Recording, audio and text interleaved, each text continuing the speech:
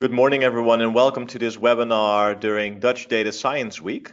This morning we will be talking about AI and ethics, and I'm really happy and excited to be joined by Katleen Gabriels, Assistant Professor at Maastricht University.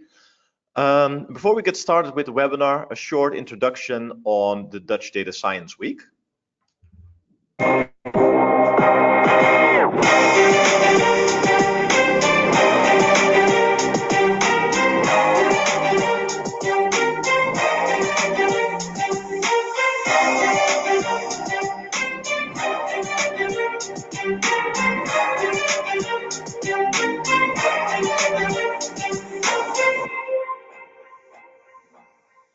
Dutch Data Science Week is an initiative by SAS and Go Data Driven, and we started this week 3 years ago while discussing events to evangelize AI and the impact of AI on society, and we came up with this week. And it grew to a week-long event with about 25 events, over 2,000 attendees on the several activities like meetups, training sessions, hackathons. We're really happy to have 2 hackathons, one where we will be engineering enzymes together with DuPont, and another hackathon with the OLVG hospital, where we're going to try to detect scoliosis, deformation of the spine, by using image recognition. But this morning, we will be talking about a more philosophical subject, which is the impact of ethics and its influence on AI. And for that, I would like to introduce your speaker, Katleen Gabriels. Katleen, thank you for joining. You can take it away. Okay, thank you. Good morning, everyone. I hope everyone can understand me clearly. So I will give a webinar on AI and ethics. And I first and foremost must say that this is a very broad topic. So I will confine myself to an introduction. I will introduce a number of interesting, I hope, interesting concepts and ideas and problems. So first, a bit of background information about myself. So I'm a moral philosopher, and my research career started with my master thesis in Second Life. And I guess that some of you must have heard of this 3-dimensional social virtual world that was quite often in the media about 10 to 12 years ago. And I first did my master thesis on moral behavior in Second Life. And after that, I also did my PhD on this topic. And later on, I focused more on ethical implications of the Internet of Things. And currently, my research focuses on AI, algorithms, but also self and other tracking technologies. And what you can see on the screen right now is my avatar in Second Life, because it's quite easy to change your looks in a virtual world. Now, what will we be talking about today? So I will first shortly introduce what is AI, and that already is a very broad question. And then I will shortly talk about the difference between strong and weak AI, and consequently I will move on to bias design, also related to algorithms and AI, machine learning, and some concluding thoughts. So first of all, what is AI? This might seem quite, well, common sense. It has become a buzzword. Currently, we're experiencing an AI summer again. Throughout the decades, AI has gone through its winters and summers. Currently, there's a lot of attention for artificial intelligence, but it might be good to go back to the roots of the notion. And artificial intelligence is a concept that was coined in 1955 by John McCarthy. So he was a an assistant professor, or when he was an assistant professor at Dartmouth College, he decided to organize a summer school to bring together a group of prominent thinkers and scientists to study the idea of simulating intelligence by machines. So he organized this summer research project in 1956 at Dartmouth College, and here you can see an excerpt from the proposal he sent out. So the idea was, and I quote, to proceed on the basis of the conjecture that every aspect of learning or any other feature of intelligence can in principle be so precisely described that a machine can be made to simulate it. So this is, well, the roots of the notion of artificial intelligence. And when you dig deeper into definitions of what AI is, there's so much that pops up. This is just one of the definitions by Rodney Brooks. I guess most of you will know him. He's a prominent roboticist.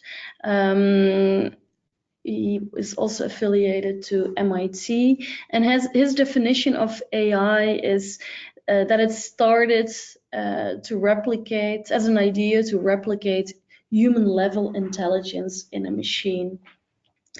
And this is already quite a tricky definition, because what is intelligence? And if you want to read more about this, I can really recommend the book Life 3.0 by Max Tegmark, a Swedish American physicist who wrote this very interesting book on AI, and he also starts the book with the fact that once he asked very prominent AI researchers about a definition of intelligence, and even they could not reach a consensus.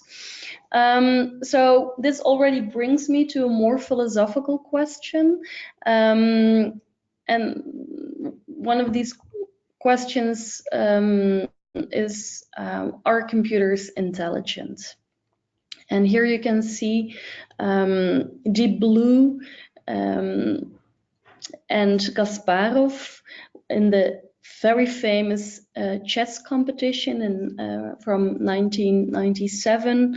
And as we all know, Deep Blue won.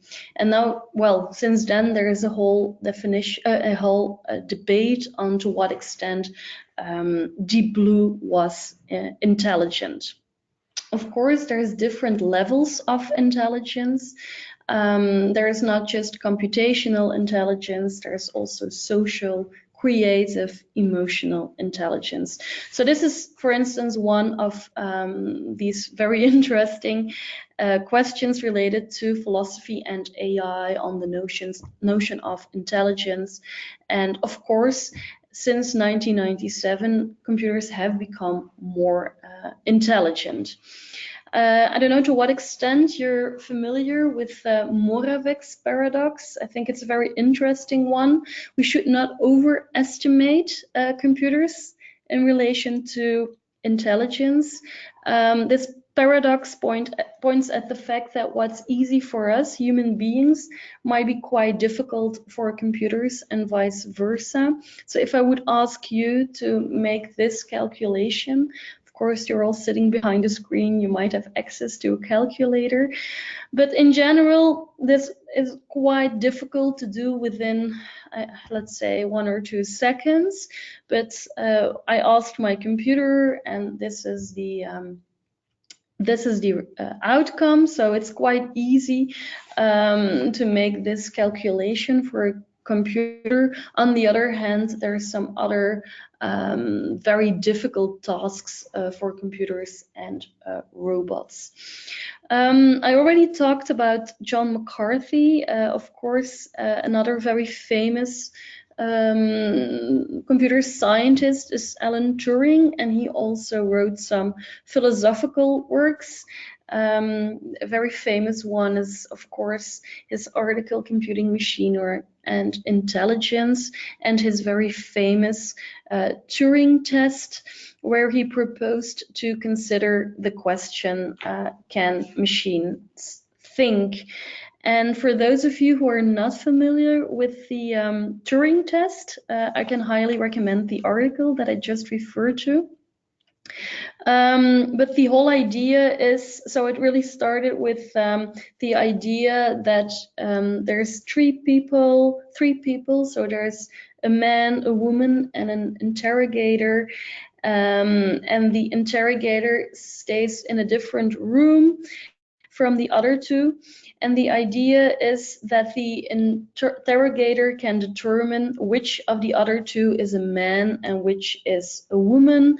But of course, their tone of voice might reveal their gender, so their answers must be written down. Or better, even typewritten. And then the idea of this thought experiment is to replace one human by a computer. So the interrogator has to ask them questions, and Turing asks the question, what will happen when a machine takes the part of A, so the man in this game? Will the interrogator decide wrongly as often when the machine is played like this as he does when the game is played between a man and a woman? And these questions replace or original questions, can machines think? From the moment the interrogator cannot find a distinction between the two people he is interrogator, well, not two people, the computer and the human being, we can conclude that a machine is as intelligent as a human being. Of course, ever since this article, there's been a lot of debates about this, to what extent we can talk about intelligence here, and philosophers really like it. But this example, or this, well, it's not really an example, it's just a very famous notion within AI, the imitation game, is also a good introduction to a very short video that I want to show you, and you might have seen it on Google Duplex, which is not an example of a successful Turing test. So let's say you want to ask Google to make you a haircut appointment on Tuesday between 10 and noon. What happens is the Google Assistant makes the call seamlessly in the background for you. So what you're going to hear is the Google Assistant actually calling a real salon to schedule the appointment for you. Let's listen.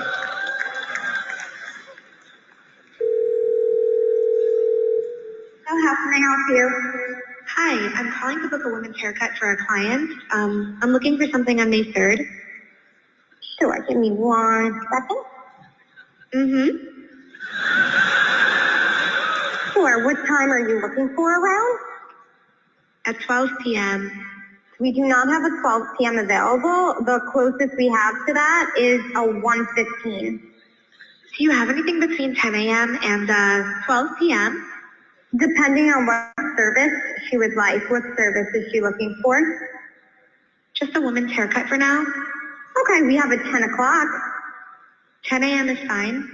Okay, what's her first name? The first name is Lisa. Okay, perfect. So I will see Lisa at 10 o'clock on May 3rd. Okay, great. Thanks. Great. Have a great day. Bye.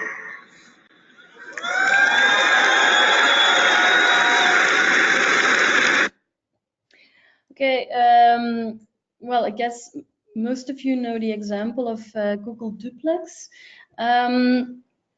So, like I already said, this is not an example of a Turing test that is successful. If you're interested, there is an annual competition at Bletchley Park.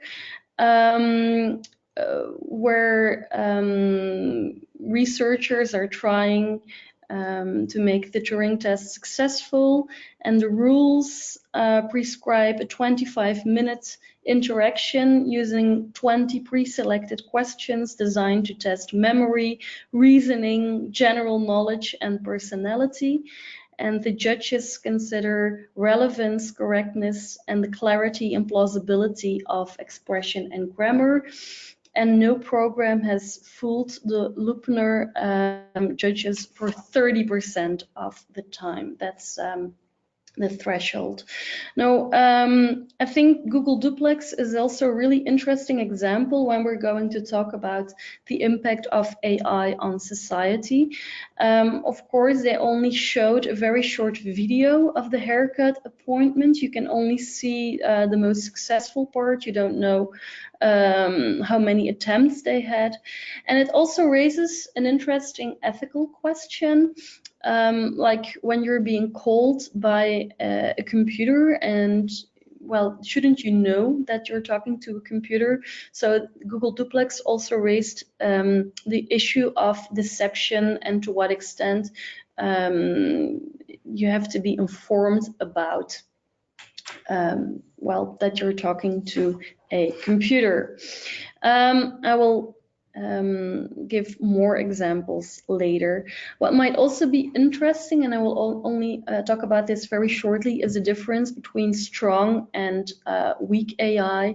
And the discussion about strong AI has also been very much related to the Turing test. Very famous philosopher John Searle, he criticized the Turing test because replicating, simulating intelligence does not mean that the computer is actually intelligent.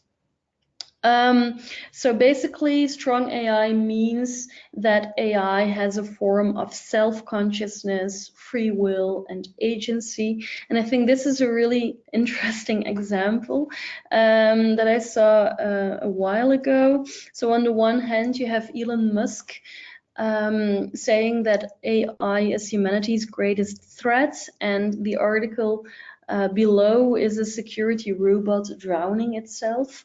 Of course, when you want to commit suicide, there has to be free will, self-consciousness, and up to this point, robots do not have agency. So basically, there was this robot gone out of control, and it went straight ahead into a fountain, and there it fell into the water, but there was not real agency.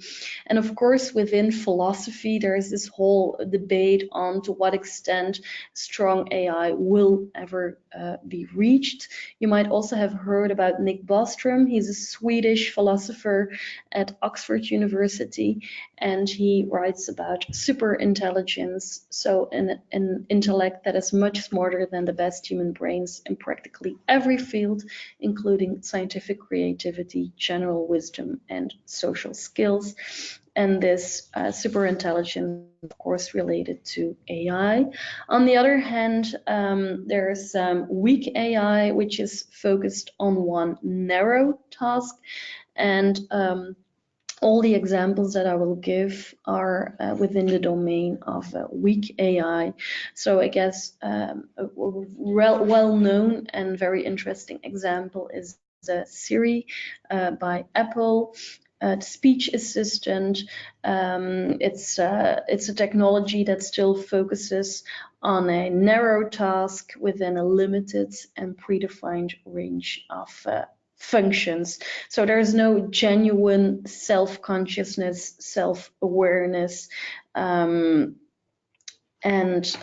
nonetheless, Siri is capable of answering many questions, although when you ask when you ask the technology about the meaning of life, and there's some really interesting and funny YouTube videos on that, the technology is not able to give you, a satisfactory answer.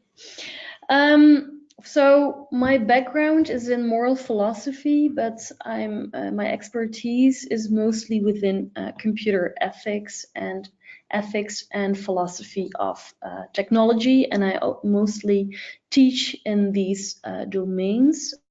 Next academic year, I will also teach philosophy and AI to computer scientists, and I'm really looking forward to that. But within these courses of ethics and philosophy of technology, one of the core or the key ideas is that technology is not neutral, and that a designer, an engineer, is not just designing in a very neutral, value-free way, because there's always this risk that the norms or the biases or the values of the designers seep into the technology. And I want to give some examples of biased design, of course, because this is also very important in the present day discussion on algorithms and machine learning. And also because these examples make clear, and I think this is also one of the key messages, that when you're working as a data scientist or as an engineer, that you're also working in the ethical domain, because you're making many choices very often on a daily basis that you might not perceive as ethical or moral choices, but they might be ethical, or they might have ethical consequences, or even disclose your value framework. And I don't know if you know this example. It's a seminal article by an American philosopher of technology, Langdon Moore, and the title is "Do Artifacts Have Politics?" And it refers to the bridges on Long Island that have become known as racist bridges. So they were designed by the architect Robert Moses in the 1920s. And the underpass was really low. And it was so low that only small cars can drive under the bridges. And so, for instance, a bus cannot drive under these bridges. And in his article, Winner claims that this was on purpose, because in the 1920s there was a lot of racial segregation, and this was an attempt that people who were taking the bus, and these people were mainly Black people and poor people, had experienced more difficulties in reaching these domains on Long Island, such as public beaches, and also one of the parks, for instance, Joan Beach, that was also designed by Robert Moses. And the biographer of Robert Moses, he said that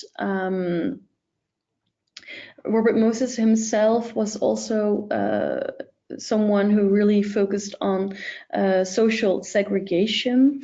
So that might also point at the fact that the bridges were deliberately designed to segregate between the white and Black people. So this is one of the seminal examples within philosophy of technology.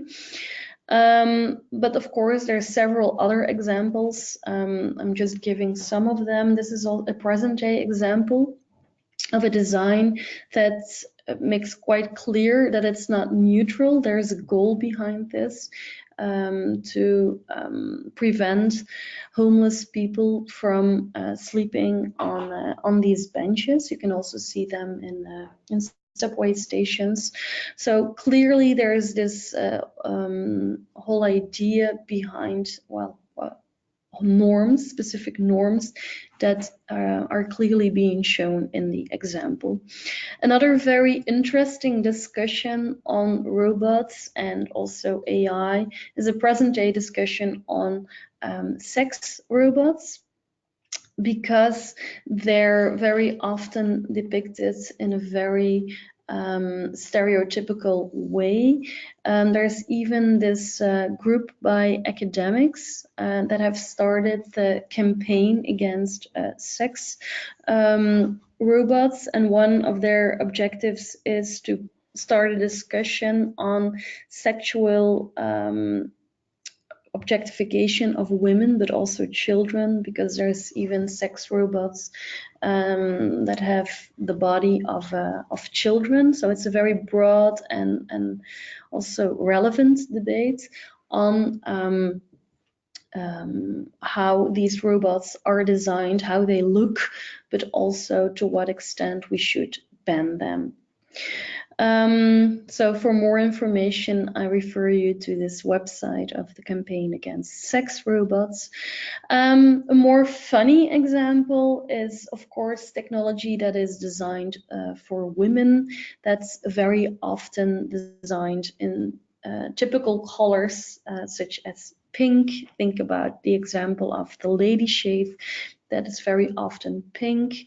This is, of course, not a neutral color, and it also it doesn't really relate to reality.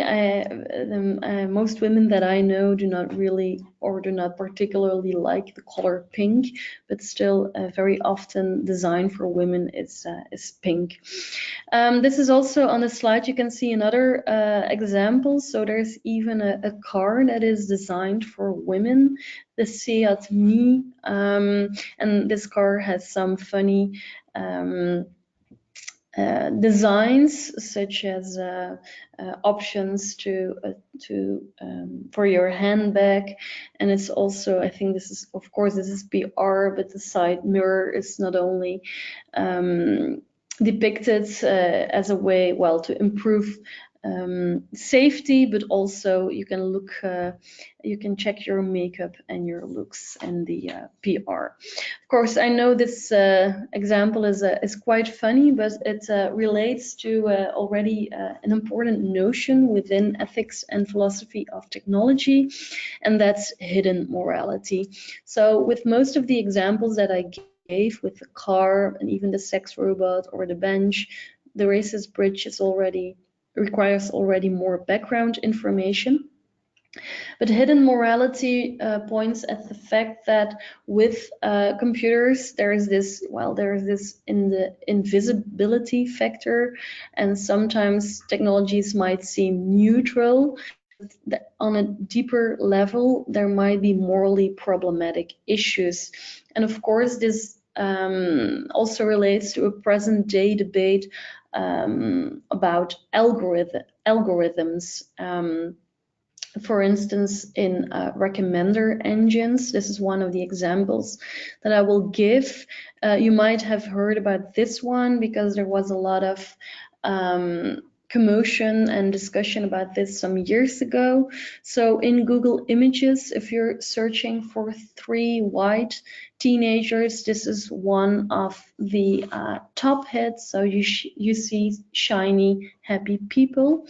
But at least some years ago, if you were looking for 3 black teenagers, this was what you saw as one of the top hits.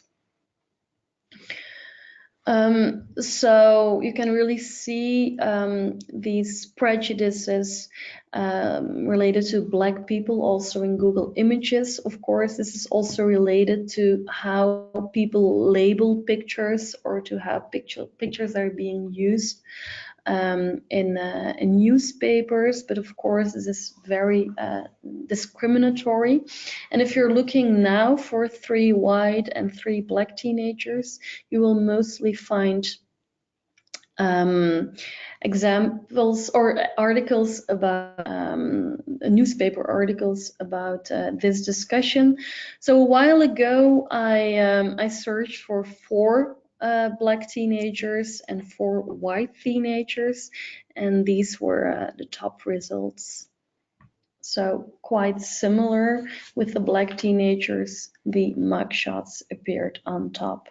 And there's some other fascinating research on recommender engines. So there were academics a couple of years ago who were very curious about the question if the Google recommender engine knows your gender, what would be differences? So they started playing with this, and one of the results or one of the research findings was that if the Google recommender engine knows that you're a woman, chances are less likely that you will see advertisements for well-paid jobs.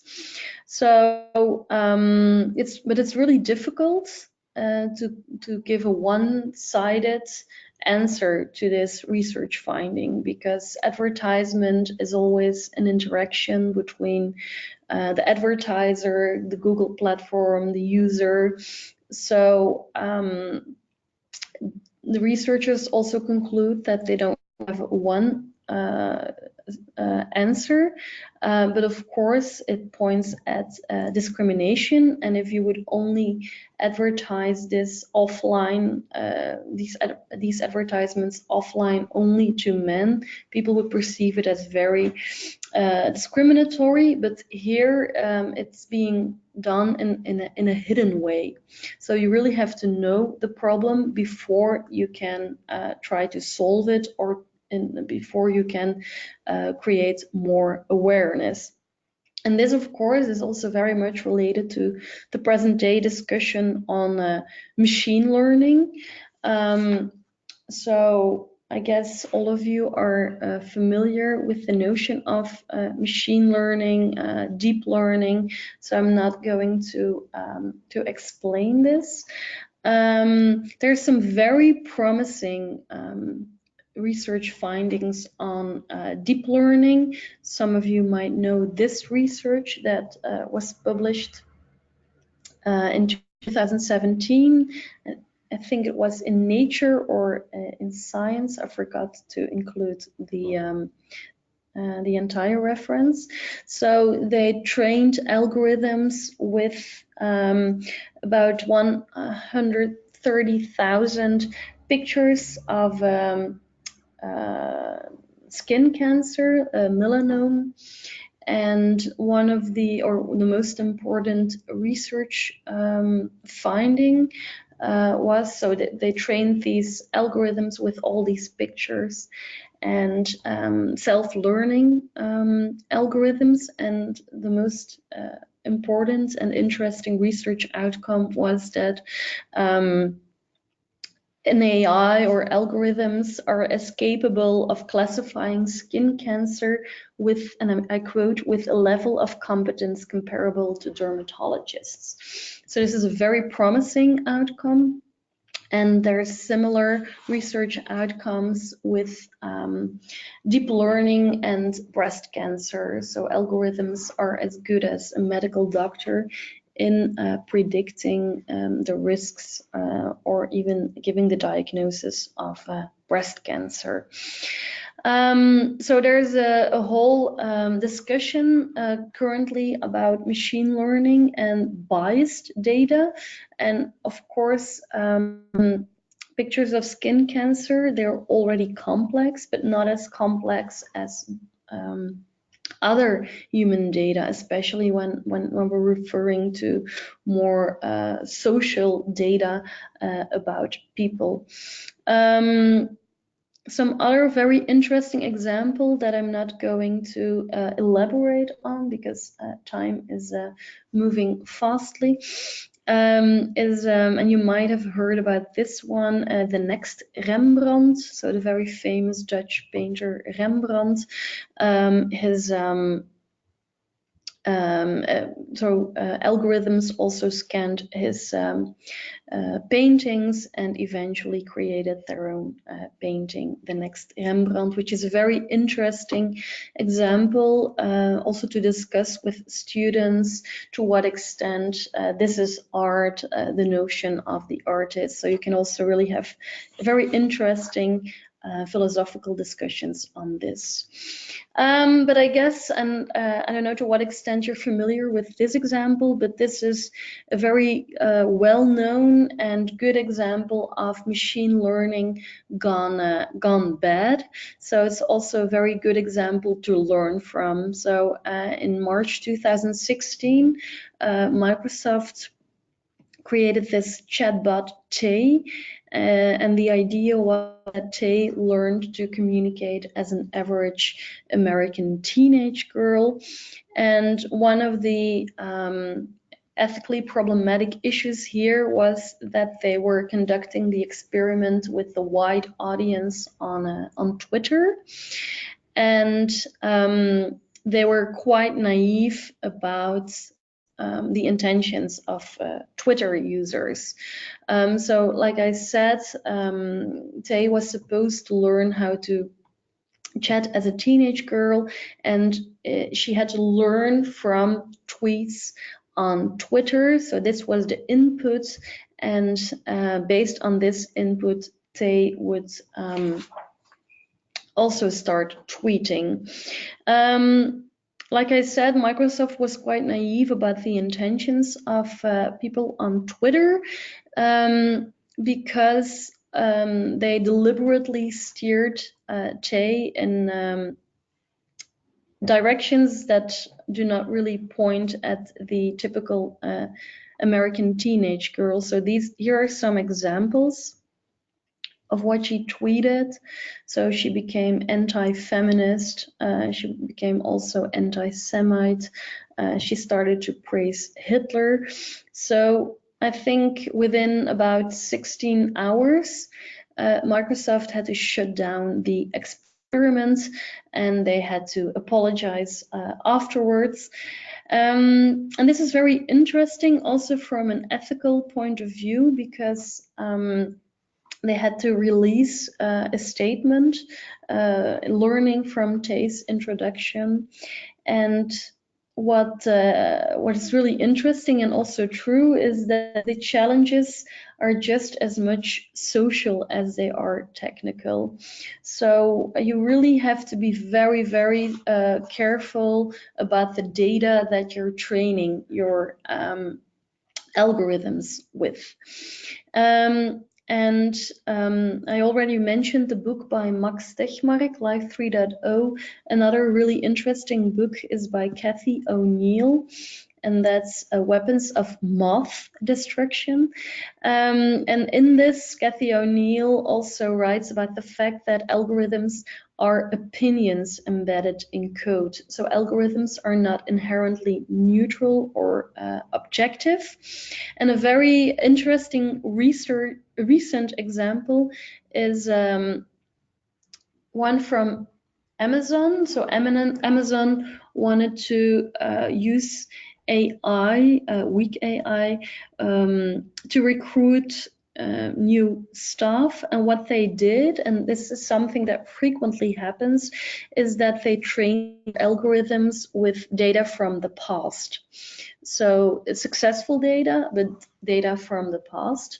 So they trained their algorithms with the CVs of people working at this particular department at Amazon. And well, just like Tay, just like with the example of Tay, it was successful. So the machine learning worked, but it did not work in the way that they intended it, because the algorithms started to develop a bias against women. Because, like I said, the algorithms were trained with historical data, namely the CVs of people who worked there, which were mostly men. And based on these data, the algorithms did not select resumes from women. And there's a lot of really interesting examples on this, because, well, it might seem quite common sense not to do this, not to use these successful data from the past, because you have to reflect on potential biases, but nonetheless, it seems to happen quite often. So very important, algorithms are not neutral. Also, these statistical systems require feedback, especially in non-research contexts, like in commercial settings. This is really important not to rely on these systems without feedback. Also, you should be very, very careful about the data that you're training your model with. It should be very transparent, and you should update it quite very regularly. So basically, as a designer, as an engineer, you not only have legal but also ethical responsibilities. And a very important one is that you do not do any harm. I don't know to what extent you're familiar with codes of ethics. For instance, the one by ACM, Computing Machinery, the Association for Computing Machinery. They quite recently updated their codes of ethics, and first and foremost, it is focusing on contributing to society and human well-being. And this also relates to, of course, other present-day debates relating to killer robots. I think Belgium last year was the first country in the world that voted for a law to ban killer robots. So it basically means that they can still, well, you can still do research on them, but you're not allowed to design them. Also Stephen Hawking, for instance, he also wrote about this in his last book, Brief Answers to the Big Questions, and he said that these should be stopped immediately. This also relates to a very interesting and recent example from Google. So the idea was to have a contract with the Pentagon on the military use of machine learning. And the good thing is that several employees protested against this contract. So there's a lot of very interesting examples of how AI, and even though this is still weak AI, the consequences can be really bad, are affecting society, also in ethical or unethical terms. This is also another very interesting example, the moral machine experiment.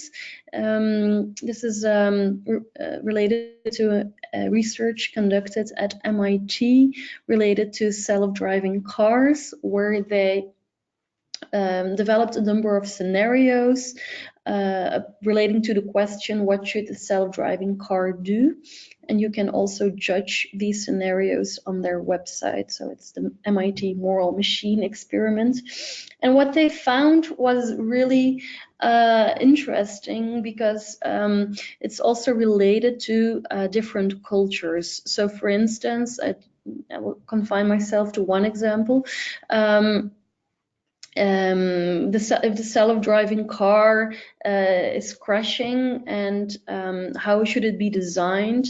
For instance, should it crash on elderly people or on younger people? And you can really see cultural differences here. For instance, in Japan, there is much more status for elderly people, whereas in Western Europe, most people said that if you would be able to program a self-driving car in such a detailed manner, we think the young people should be saved. I think this was a very interesting study for moral philosophers. So not really surprising, because we know that ethics is not it's not an exact science, so you will always find differences between people. But it was also a very interesting example to create awareness relating to this whole idea of programming morality into machines. And another very interesting book that I could recommend you is by Wallach and Allen, namely Teaching Robots Right from Wrong. And there's a plethora of examples they discuss, and that basically reveal how difficult it is to program morality, because it's very much context dependent. For instance, also with the self-driving cars, in principle, people say that it's better to kill one person if you can save, for instance, 5 persons. So we want to save as many lives as possible, but if that one person is your partner or your mother, people will act differently in a moral way or make a different moral choice. So it's really difficult. How are you going to promote ethics? How are you going to design ethics into AI? So what would be, do you have to do it top down to just program different theories? That won't work because it's so context dependent. So you really have to take into consideration a lot of complex intuitions and also the context. I think this is a really beautiful quote by Solzhenitsyn from the Gulag Archipelago. It's not so easy to come up with a clear-cut dividing line between what's good and what's evil. So the key messages in this introductory talk on ethics and AI is that technology is not a neutral instrument. It also affects, for instance, people's behavior or norms and values, and also these norms and values, moral frameworks, can be designed into a technology. So when you're a designer or an engineer, you are also working in the ethical domain, and algorithms are not inherently unbiased. So with machine learning, you have to be very careful that the data that you're training your algorithms with is not biased. So my time is almost up. So some concluding thoughts. So last summer I was in Japan, and I also visited Hiroshima, which of course for a philosopher and ethicist of technology is a seminal place to visit. And this is one of the pictures I took in the museum. And during the past decades, well, before the 1980s, ethicists and philosophers of technologies were mostly reactive.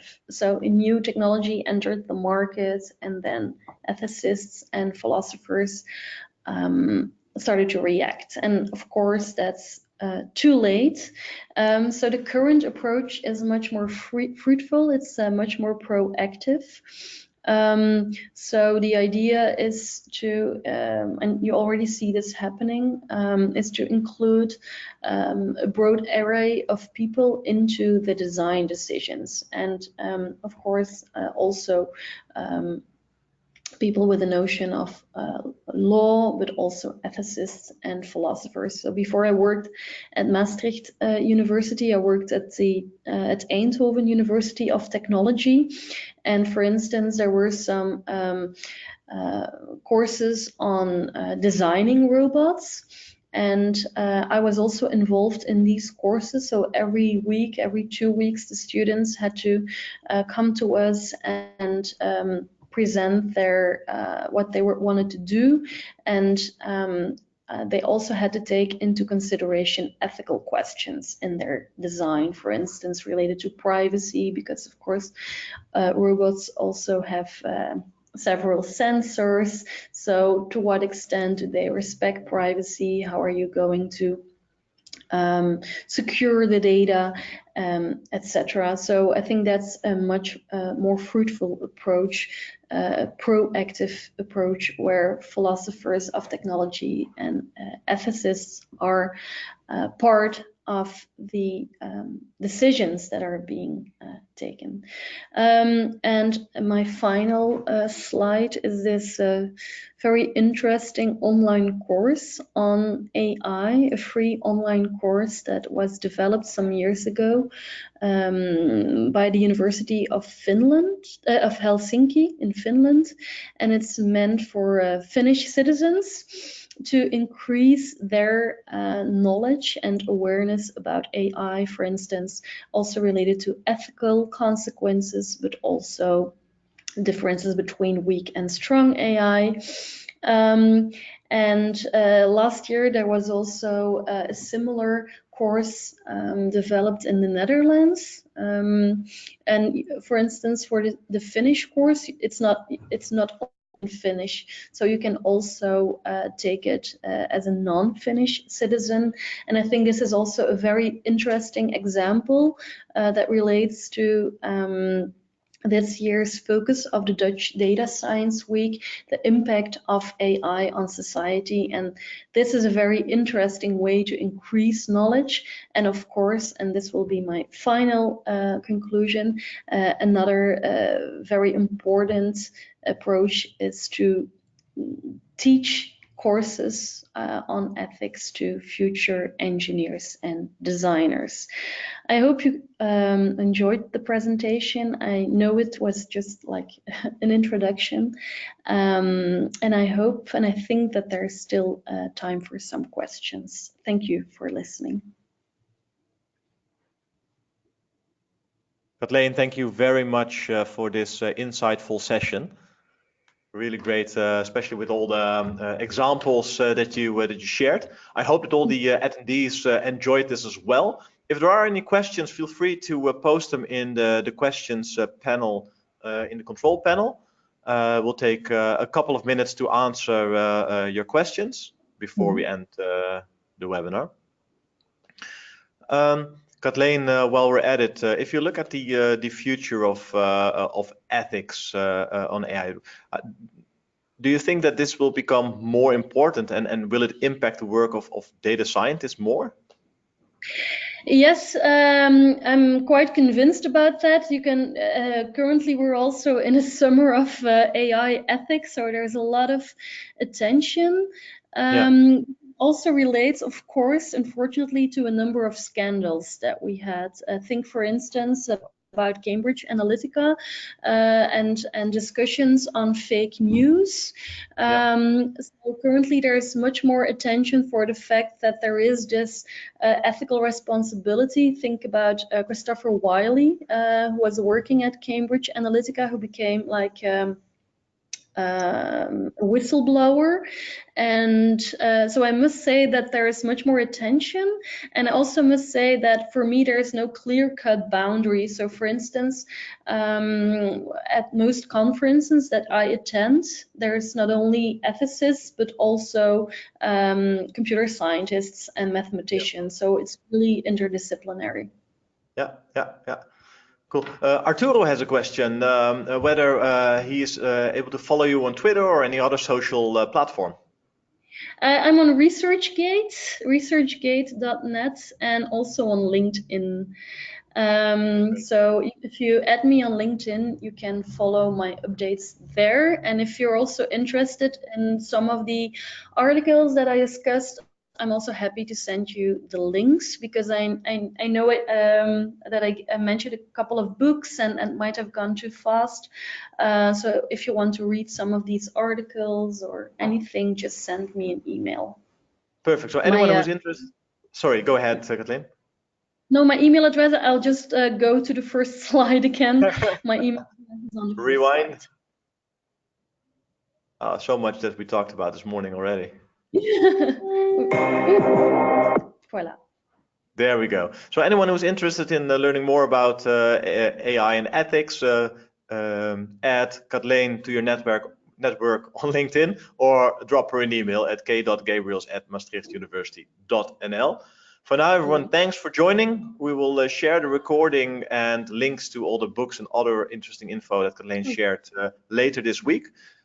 We do still have some slots open for several of the meetups, including the meetup at JADS this Wednesday, or for the genomics seminar organized by Databricks on Wednesday as well. For more information, check out the website dutchdatascienceweek.nl. Katleen, again, thanks very much for your presentation. And from Amsterdam, we're signing off. Have a great day, everyone. You too. Bye. Bye.